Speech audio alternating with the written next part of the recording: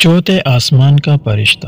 حضرت سیدنا حسن رضی اللہ تعالیٰ عنہ حضرت سیدنا انس رضی اللہ تعالیٰ عنہ سے روایت کرتے ہیں کہ حضور نبی کریم صلی اللہ علیہ وسلم کے صحابہ کرام علیہم الرضوان میں سے ایک صحابی رضی اللہ تعالیٰ عنہ تجارت کیا کرتے تھے۔ ایک ملک سے دوسرے ملک اور ایک شہر سے دوسرے شہر مال تجارت لے جاتے۔ وہ بہت متقی و پرہیزگار تھے اور ان کی عادت تھی کہ اکیلے ہی سفر کرتے۔ اسی طرح ایک مرتبہ وہ سامان تجارت لے کر سفر پر روانہ ہوئے۔ جب ایک جنگل میں پہنچے تو اچانک آہنی زرہ پہنے ایک مسلح ڈاکو نے آپ رضی اللہ تعالیٰ عنہ کو روک لیا اور کہا، اپنا سارا مال میرے حوالے کر دو اور قتل ہونے کے لیے تیار ہو جاؤ۔ یہ سن کر وہ صحابی رضی اللہ تعالیٰ عنہ فرمانے لگے، تمہارا مقصود مال ہے، تم میرا سارا مال لے لو اور مجھے جانے دو، مجھے قتل کرنے سے تمہیں کیا فائدہ ہوگا؟ یہ لو، میں اپنا تمام مال تمہارے حوالے کرتا ہوں۔ یہ سن کر ڈاکو نے کہا، میں تمہارا مال تو لوں گا ہی، مگر تمہیں قتل بھی ضرور کروں گا۔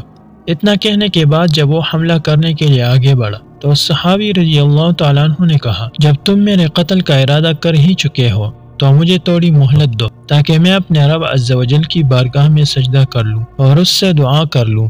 یہ سن کر ڈاکو نے کہا، جو کرنا ہے جلدی کرو، میں تمہیں قتل ضرور کروں گا، جلدی سے نماز وغیرہ پڑھ لو۔ اور صحابی رضی اللہ تعالیٰ عنہ نے وضو کیا، 4 رکعت نماز پڑھی، پھر سجدہ کی حالت میں اللہ رب عز و جل سے اس طرح دعا مانگنے لگے، یا ودود یا ذو العرش المجید یا فعال لما یرید، اسألک بعزک الذی لا یرام وملک الذی لا یضام بنورک الذی ملأ ارکان عرشک ان تکفینی شر هذا اللص یا مغیث اغثنی یا مغیث اغثنی یا مغیث اغثنی۔ ترجمہ، اے ودود، اے عرش مجید کے مالک، اے وہ ذات جو ہر ارادے کو پورا کرنے والی ہے، میں تیری عزت کا واسطہ دیتا ہوں، ایسی عزت جس کی کوئی انتہا نہیں، اور اے ایسی بادشاہت کے مالک جس پر کوئی دباؤ نہیں ڈال سکتا۔ میں تجھے تیرے اس نور کا واسطہ دے کر سوال کرتا ہوں جس نے تیرے عرش کے ارکان کو منور کیا ہوا ہے۔ اے میرے پروردگار عز و جل، مجھے اس ڈاکو کے شر سے محفوظ رکھ۔ اے مدد کرنے والے،